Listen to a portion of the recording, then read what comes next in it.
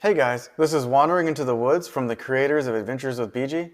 I'm Jarrett, and this is Linda. Hi, everyone. And today we're going to be talking about the separate adventures we've been on recently. I took the girls on a short backpacking trip, and Linda. Well, I had the chance to go on a ghost tour in DC. So for my adventure, me and the girls, we went to Goodwater Loop. That is a 26-mile trail, 28-mile trail around Lake Georgetown. It passes through oak and ash juniper, and it hits bottomland hardwoods and prairie grasslands. It's also all the way around Lake Georgetown, and that lake is a U.S. Army Corps of Engineers controlled lake, and it's formed by the North Fork of the San Gabriel River. It's one of the better trails in the area because it's actually longer. It has free camping all throughout it, so there's free campsites. There's also paid campsites if you want to have, an RV, or you need to have a restroom or a physical campsite. So you can stop, pay at those sites, or you can just throw up at the primitive campsites. And you always have water because I've never seen Lake Georgetown go dry. So, is this a state park or county park? Or, who runs it?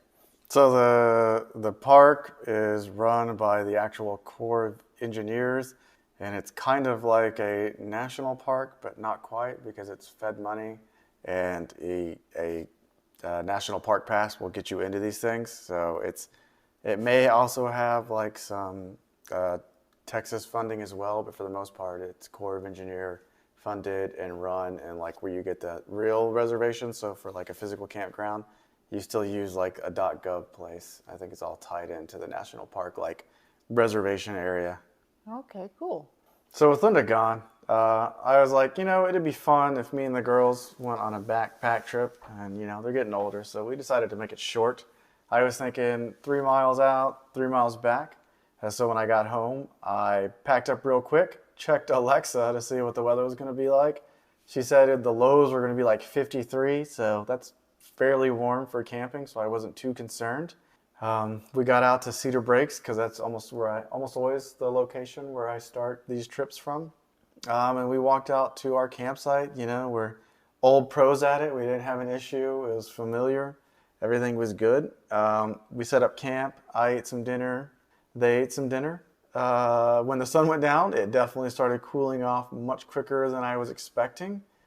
So I put us in bed a little bit earlier than we normally would have, to keep everyone warm, especially me. So I got Angela into her Barker bag, BG under her fleece blankets, and I crawled into my sleeping bags. And if you're curious what a Barker bag is, it is a sleeping bag for dogs. It attaches to your sleeping bag down at the feet area, so your feet can stay warm and they can stay warm. And it's got a little head hole that their heads pop out of. Oh, they must look so cute. Yeah, they look cute and weird. I mean, you've shown me pictures, but I've never been camping with you in a cold enough environment where we've had to put them in a sleeping bag, in their sleeping bag. So I've never seen it in person. And part of the reason I put Angela in it instead of BG is she's a squirmer. What do you mean by that? She just, like every hour she gets up and runs to the corner of the tent or just squirms around and gets out from under all the covers. But, once we got our camp set up, we were all in bed. Around 10 p.m., we had multiple large groups of backpackers go through at night. So I bet Angela didn't like that. they did not like it at all. That's when everything really started going downhill, and it's the first time I've really experienced too many other people night hiking, because that's usually me out there, not other people. Oh, wait, but before we get more into that, have we taken the time to properly introduce our friends, BG and Angela, so that we make it clear we're not talking about people, we're talking about our dogs? So if you follow Instagram or Facebook or the blog, you'll know that Angela is a 28-pound white terrier, and BG is a fluffy 50-pound black terrier. And I felt the need to explain that because Angela has what people would say is a people name. And the reason for that is because when we adopted her, her original name was Angel. I guess because she's all white. But in the valley, in the Texas Valley where I'm from and where we were at the time, Angel is also a Hispanic male name. And everybody who would say hi to Angel thought that Angel was a boy. And I did not like that. I felt Angela was offended by that. So we switched her name to Angela. So there's a story on Angela's name, and she, I bet you, was the one that was most feisty and angry about the backpackers darting across, outside of your tent. Oh, they were just walking. They weren't Really? darting. Well, I feel like to Angela they were darting. Maybe. So yeah, multiple groups came through. I want to say all the way till like midnight, and that's when things went downhill for us there. Angela got progressively more squirmy, so she was flopping around in her sleeping bag, not able to get out.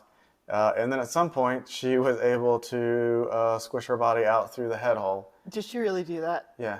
Oh my God. She squirmed through the head hole, and she did the normal thing where she goes and stands in the corner of the tent, and no matter what the temperature is, you just go to the corner and sits there. I'm still trying to figure out the logistics of her squirming out of the bag. I don't know how it happened, but it did, because it has a little cinch strap, so you shouldn't just be able to slide out of it, but Right. she must have worked it till she could. Wow. At some point, it got into the low 40s after, she squirmed out, or maybe before. And so Angela probably would have been okay in her bag, but BG was not warm enough in her fleece blankets, and Angela was definitely not warm enough outside of the sleeping bag. In the corner. Yeah, in the corner. So we had to go with the backup plan, which BG is a good girl and knows what to do, and that is where I open my sleeping bag up all the way like a blanket, and I cover the girls up and I cuddle them. And for a little while, Angela was okay with that. And then on the hour, every hour, she would get up and walk to the corner of the tent and sit there, and I would have to wake up and drag her back under the sleeping bag so she wouldn't commit suicide. I've always wondered about Angela. She's a terrier, seems to be more of a terrier mix than BG.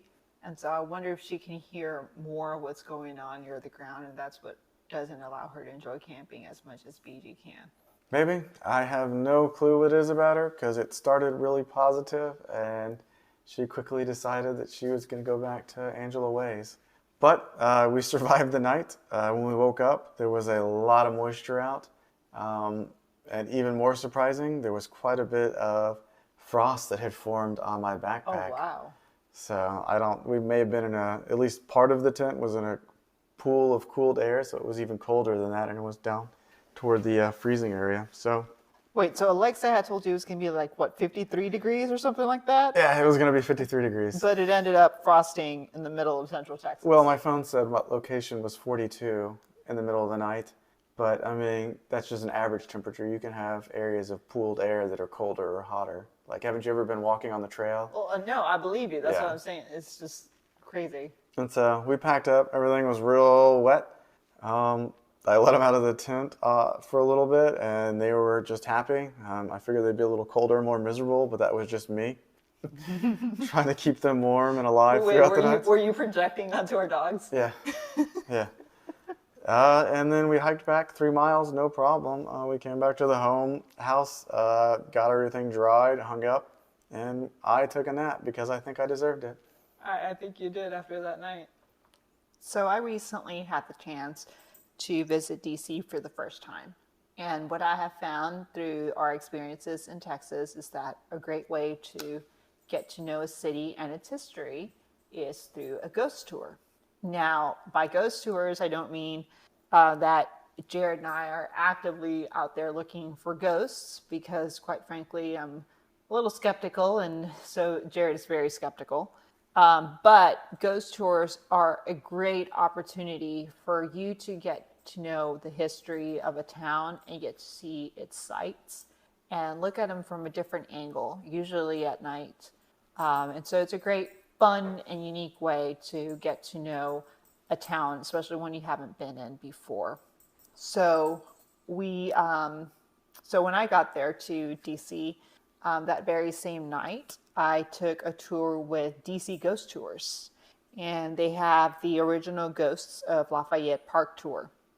And it starts, I think they have it set up so where it starts almost every night. I guess because it's a major city. It's not like in smaller cities. In Austin, they're usually only on the weekends, but DC seems to have them on a nightly basis. It starts at 8 o'clock and it goes on until 9:30. And what you do is you go meet your tour guide, who is dressed in a Victorian outfit. right outside the Dolly Madison House, which is located on 8th Street, right between 15th and 16th Streets. What's a popular landmark that's in that area that, like the general population would know? The White House. The White House? Okay. So it's in that same area as the White House. But again, I was by myself, completely by myself, and I didn't have you to help me as I usually No one do. in your tour either? Just you? No, it was just me. I didn't your know. tour? I didn't know. I didn't know anybody in my tour group. Okay, but there was people there. Yeah. Well, I'm talking about when I got there. Okay. So I'm trying to look at like, where is this house? Like, what are they talking about? Well, it's a house that's currently under renovations, and it's being repaired as well, because it's obviously been around for more than 200 years. So Obviously. it needs it needs its I guess its renovations. Anyway, so I figured out that was the house we were supposed to wait outside. And in the meantime, I just took the opportunity to go look at the White House, just the outside of it. And I went and saw also the administrative building, which nobody ever talks about, right next to the White House. It's also beautiful, breathtaking. And it's actually where, from what our tour guide said, a majority of the administrative staff works at. Okay. So after taking a few pictures of the White House and the administrative building and some of the beautiful houses in the vicinity, I met our tour guide exactly where they said, right outside the Dolly Madison House, and she was dressed in her Victorian outfit. And it was a small tour group that night. It was a Monday night in the midst of the coronavirus outbreak. So it was not a large group. It was 5 of us that were there. It was a mother and a young daughter. She was around, I want to say 8 or 9 years old, and a father and a daughter. The daughter was around 19 years old, from what she was a freshman in college, or she is a freshman in college. And then you had myself, and I was the loner out there. Did the small group make your tour better? I think so. Compared to other groups, and it was so easy to hear the guide. There wasn't as much action, I think, going on around DC either, which limited the noise around us as well. But you have to keep in mind that area is generally quiet because there's a lot of Secret Service agents anyway in that area. And I think that tends to keep things more quiet than otherwise you would have more noise. I don't know. That's just my impression. My first time there, it was my first night there. So I feel like it was very quiet, and I feel like anybody else who goes on this tour might have a very similar experience. Okay. So, like I said, we met at the Dolly Madison House, and it's undergoing renovations. And it's the house where, according to our tour guide, Dolly Madison lived, and after her husband, James Madison, passed away. And so this house was where she would be looking at people going back and forth between the White House and a gentleman's club that was close to her house. And by gentleman's club, we don't mean the modern kind of gentleman's club that some people might think about. We mean more like an old-fashioned salon where politicians used to go. Saloon? Sorry? Saloon? No, like a salon, like Salon? a parlor. Yeah. Yeah, like the sort of things where like the old politicians of back in the day used to Yeah, go like a and country get club. Yeah. I would say it's more like a country club, yeah. And but only men were allowed, so it was a gentleman's club. And so she would, they would, these gentlemen would be walking across her house, and she engaged them in conversation and try to get them to join her party, etc. She was very involved with politics until her death. So her house was perfectly situated, close to the White House, really close to that gentleman's club. She was in the perfect place to keep playing politics even into her old age. And I won't go into what goes on exactly with the ghost tour, like ghost theories that are happening there, because they are interesting. But I do want to save it for those that want to go on the tour. Really exciting stuff that might be going on. Also, I think what makes it a little bit more freaky is knowing that even though these buildings look like they're separate from each other, it looks like the Dolly Madison House is separate from the building that's right next to it, and then that's separate from the from the current Court of Appeals that's sitting where the Gentlemen's Club used to be. All those buildings are actually connected today. So it makes for some interesting ghost stories, which you can listen to if you go on this ghost tour. So another interesting site that you get to see is the current day appeals court, which is the site of that former Gentlemen's Club. And what is of note, or one of the things that are of note with that Gentlemen's Club, is that it is the former site of where Philip Barton Key II was killed. Now, a lot of us are not familiar, with Philip Barton Key, but I'm sure many of us are familiar with who wrote the Star-Spangled Banner. Francis Scott Key. And Philip was Scott's son. And he was the U.S. Less famous? Yeah, definitely less famous. Although maybe after the story, you might want to argue he was definitely notorious. So he was a U.S. attorney in D.C., and he had an affair with a young lady named Teresa Sickles. And Miss Sickles was married to a congressman named Daniel Sickles.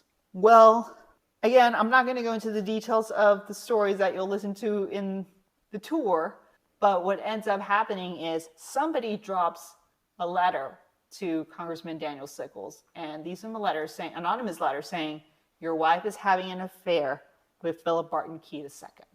And Daniel goes to his wife, to Teresa, and confronts her about it.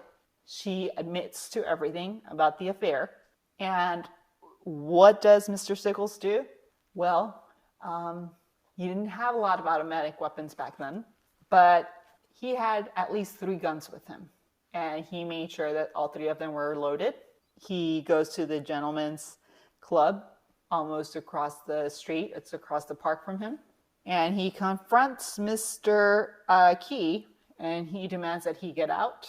Mr. Key doesn't want to, but he's out there anyway. He doesn't have a chance to escape from Mr. Sickles. Mr. Sickles takes out 1 gun, shoots him. Philip tries to run away. Well, Mr. Sickles has another gun, and he takes it out and shoots him again. And then he takes out his 3rd gun, and he ends up killing Mr. Key. And Mr. Key ends up dying in that club. And to this day, there are rumors of the ghost of Philip Key haunting this area, right across from the White House. And not only him, but Miss Teresa Sickles possibly as well. There have been reported sightings of both him and her in the place where that old Gentlemen's Club used to be situated. Another interesting, or what I found interesting or of note, is that Mr. Sickles, he goes on and, of course, has a glorious career in the Civil War, goes to Gettysburg, gets his leg shot off, and he ends up having a memorial for his leg every year. That sounds like the right kind of thing to do. Oh, and by the way, the reason why he goes on to have a glorious military career and mourn his leg every year, is because he got off on a temporary insanity plea. Interesting. After killing Mr. Key. He claimed that he was in the throes of passion after finding out what happened between his wife and Mr. Key. Somehow still had the frame of mind to load 3 guns, and then goes and kills Mr. Key. But he still managed to pull off the temporary insanity plea. So those are just 2 of the great sites and many sites that you get to see just within 1 square, because that's really all you walk around in this tour, just 1 square. And there are other stories that you get to hear about and listen, and you get to meet all these characters, and you get to see all these buildings, and there's just so much history. And I learned it took me an hour and a half to learn about what was going on in only 1 block of DC, and it just made me crave learning more and more about DC. So I hope I have the chance to go back and take another DC ghost tour. Well, that's it for our late winter adventures, and we hope you've had almost as much fun listening as we did on our trips. Thanks for listening, guys, and we hope we encourage you to wander into the woods. Also, make sure you follow us on all our social media accounts. You can find us most places at Adventures with BG.